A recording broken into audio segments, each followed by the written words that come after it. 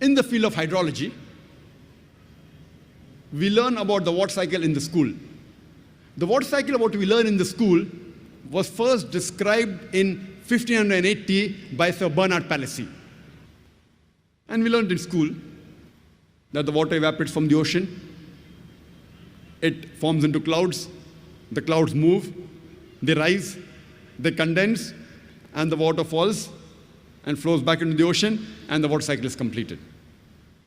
Previously, in 7th century BC, Thales of Miletus, he said it was the spray of the ocean which was picked up by the winds which fell into the interior as rain. People did not know how did the rain fall. So in 7th century, Thales of Miletus, he said it was the spray of the ocean which was picked up by the winds and fell into the interior as rain. People did not know from where did the underground water come. And people believed, even at the time of Plato, that when the water fell, this water flowed by a secret passage into the ocean called as Tartarus.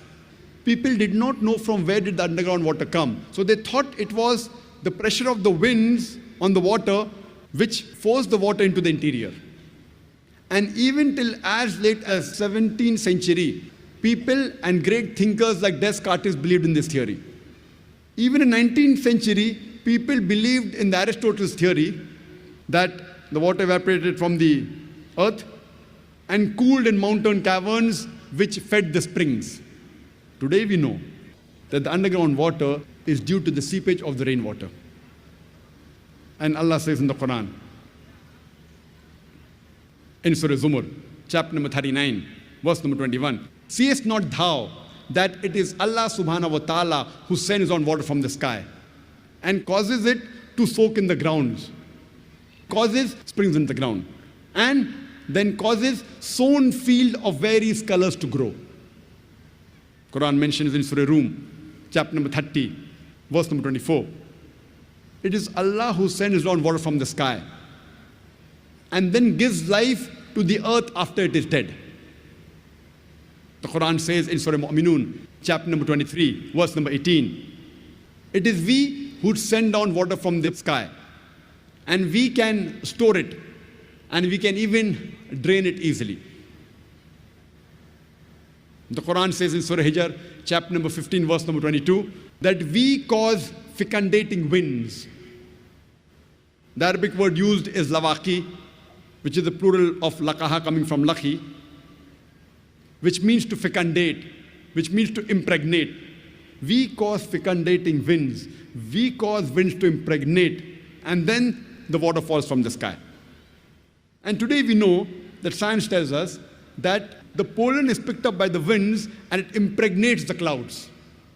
And the second type is the clouds, they join together. Then there's lightning and water falls from the sky. A similar message of hydrology and water cycle is mentioned in Surah Nur, chapter number 24, verse number 43. It is Allah who makes the clouds to move gently and then causes them to join, then makes them into a heap, and then water emerges from the sky. Quran says in Surah Rum, chapter number 30, verse number 48, that it is Allah subhanahu wa ta'ala who makes the clouds to rise, then makes it into fragments, and then water falls from the sky. The Quran speaks about the water cycle in great detail. The Quran says in Surah Tariq, chapter number 86, verse number 11, وَالسَّمَاءِ ذَاتِ الرَّجِّ, which means by the capacity of the heavens to return. Besides the sky or the heavens acting like a protected ceiling, besides reflecting all the unwanted dangerous rays back into the space, it also returns back the water evaporation. What the water evaporates from the ocean, the sky, it sends it back onto the earth. And the Quran says in Surah Nur, chapter number 24, verse number 43, that we cause water to fall from the sky, from mountains of clouds. And when we're traveling in an aeroplane wasn't there 14 years back, and when we look at the clouds below, we see it is like mountain of wool. The clouds, they appear as mountains. Imagine, Quran mentions that 14 years ago. Quran describes the water cycle in great detail in several verses. Besides the several verses I quoted, there are many other umpteen number of verses which speak about the water cycle. It's mentioned in Surah Araf, chapter number 7, verse number 57. In Surah Rod, chapter number 13, verse number 17. In Surah Furqan, chapter number 25, verse number 40 and 49. In Surah Fatir, chapter number 35, verse number 9. In Surah Yasin, chapter number 36, verse number 34. It's mentioned in Surah Jashia, chapter number 45, verse number 5. In Surah Qaf, chapter number 50, verse number 9 and 10. It's mentioned in Surah Waqia, chapter number 56, verse number 67 to 70. It's mentioned in Surah Mulk, chapter number 16, verse number 30. You can go on only quoting the several verses of the Quran which speak about the water cycle. You can only give a talk on hydrology and water cycle in the Quran.